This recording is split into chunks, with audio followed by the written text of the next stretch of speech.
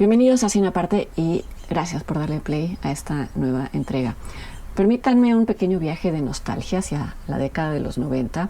Creo que casi todos a quienes nos tocó vivir en tiempo real, atestiguar en tiempo real la irrupción del director inglés Guy Ritchie en el horizonte del cine contemporáneo. Creo que casi todos quedamos enganchados con su primera película, que fue Lock, Stock and Two Smoking Barrels. Era la historia de cuatro amigos que para poder pagar una deuda contraída en un juego de cartas decidían robarle a un grupo de mafiosos.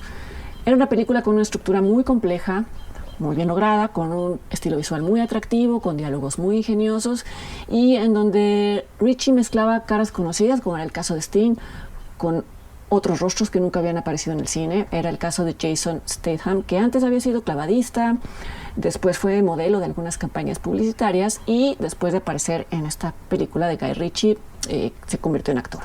Lock, Stock and Two Smoking Barrels fue un pequeño fenómeno, ni tan pequeño, y tuvo que ver también el hecho de que en esa misma década Quentin Tarantino había debutado con Perros de Reserva y había estrenado Pulp Fiction, y esto dio como consecuencia que a Guy Ritchie se le conociera como el Tarantino británico, cosa que a su vez ayudó a que en el año 2000, 2 años después, pudiera filmar una segunda película llamada Snatch, con un presupuesto mucho mayor al de Lock, Stock and Two Smoking Barrels, con actores tan vistosos como Brad Pitt, como Benicio del Toro, en donde de nuevo contaba la historia de un robo y de nuevo sus protagonistas eran personajes del bajo mundo londinense.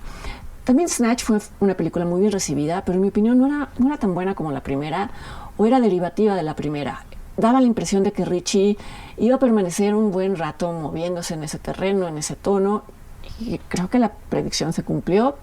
Creo que en los años que siguieron, Guy Ritchie hizo películas en las que simplemente reacomodaba los ingredientes y en donde ya no arriesgaba nada como director, y creo que esa fue la razón por la que algunos fuimos perdiendo el interés en su cine. Hablo a título personal, quizá muchos lo siguieron con la misma devoción, confieso que yo no, y justo por estar casi segura de que no me iba a volver a interesar el cine de este director, justo por eso hoy, con gusto, me retracto. Su película más reciente me parece muy lograda. Se titula Wrath of Man o Ira del Hombre y hace una semana llegó a varias salas de México, a varias salas del país. Es una película que conserva lo mejor del cine de Guy Ritchie, pero que se aleja de los aspectos que ya eran repetitivos. Conserva, por ejemplo, la habilidad de este director para construir una buena heist movie, que es como se les llama a las películas que narran robos o atracos desde el punto de vista de quienes los cometen, y en donde estos robos son meticulosamente planeados. La planeación es parte misma de la trama. Wrath of Man tiene esto, pero también conserva del cine de Guy Ritchie la devoción de este director por el estilo visual y por el diseño sonoro. Lo que cambia radicalmente es que esta vez usa estos recursos de una forma mucho más depurada, mucho más enfocada, y sin embargo la diferencia más radical es que por primera vez Guy Ritchie prescinde del humor en el trazo de sus personajes. Es la primera de sus películas en la que no hay comedia negra mezclada con violencia, así que el tono es totalmente distinto y funciona muy bien. La trama habla de un hombre interpretado por Jason Statham, y por eso lo mencioné antes. Como ya dije, fue Guy Ritchie quien lo dio a conocer y ya han trabajado juntos en 4 películas. Este personaje llamado Patrick, comienza a trabajar en una compañía de camionetas de valores, estas que transportan grandes cantidades de dinero en efectivo. Quien se encarga de su entrenamiento es un hombre apodado Bullet, interpretado por Holt McCallany, a quien hemos visto en una infinidad de películas, sobre todo de series de televisión policíacas. Bullet, a su vez, le va a asignar a nuestro protagonista un apodo, lo va a llamar H, como la letra H en inglés. H es un hombre serio, un hombre reservado, que no hace el menor esfuerzo por ganarse la simpatía de sus colegas, pero más allá de esto, todos comienzan a sospechar de él, sienten que hay algo que no cuadra en la historia que él les ha contado sobre su pasado. Y sucede también que cuando Bullet le hace pruebas de manejo, pruebas de puntería, pruebas de agilidad, el H apenas rebasa el puntaje mínimo para poder empezar a trabajar. pasa de panzazo, como decimos aquí en México. Y sin embargo, cuando en secuencias más adelante lo vemos ya realizando un trabajo junto con sus compañeros en una camioneta de valores, resulta que es emboscada esta camioneta por ladrones y H, para sorpresa de todos, despliega una capacidad para literalmente eliminar a los ladrones que para nada corresponde a la de un hombre con un entrenamiento básico. La antipatía que antes despertaba este personaje se convierte ahora sí en desconfianza, incluso en temor. ¿Quién es este hombre? ¿De dónde salió? Bullitt llega a llamarlo un espíritu oscuro y esto lo describe bien. Es claro que a H lo mueve algo mucho más poderoso que el simple propósito de hacer su trabajo. Algunos se preguntan si no será un psicópata, pero bueno, uno sabe, por lo que ha visto, por lo que ha leído, que los psicópatas no demuestran emoción, si acaso les pejean, y este no es el caso de H. Uno puede ver que detrás de su rostro solemne se esconde una emoción. Lo que mueve a este personaje, construido de forma estupenda por Jason Statham, creo que él es parte él lleva la película en sus hombros. Lo que lo mueve es un propósito bien definido y no es una desorganización mental. Muy pronto la trama va a revelar qué es aquello que mueve a H. No lo haré yo en un sentido específico, ni hablando de los detalles, pero sí en un sentido general, porque la película misma, el título mismo, anticipa cuál es este motivo.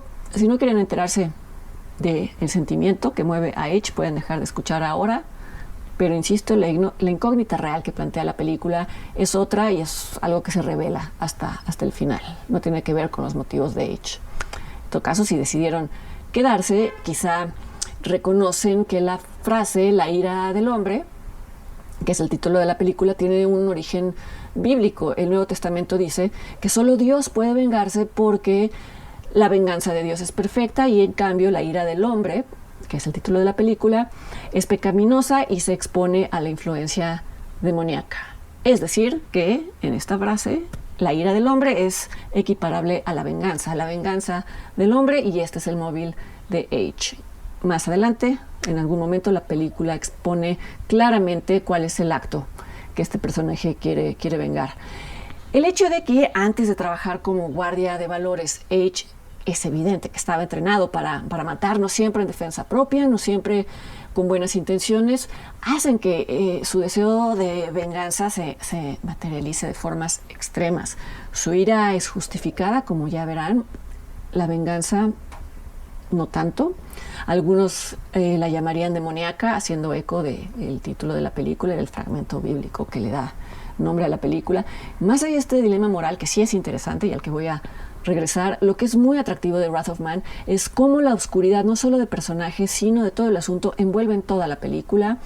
Y es el concepto detrás de todos los departamentos visuales, de la fotografía, del diseño de arte, del vestuario, etcétera. Y también es un concepto muy bien reforzado por el score, por las notas graves que se escuchan en casi todas las secuencias en las que aparece este personaje. Y este es otro punto en el que Wrath of Man se distingue de casi todas las películas anteriores de Guy Ritchie, en el uso de la música. En esta película no hay soundtrack, es decir, no hay una compilación de canciones, lo cual era otro de los elementos centrales en la identidad de las películas de este director, por lo menos de las primeras, y esta era una forma muy fácil de echarse a la bolsa a la audiencia.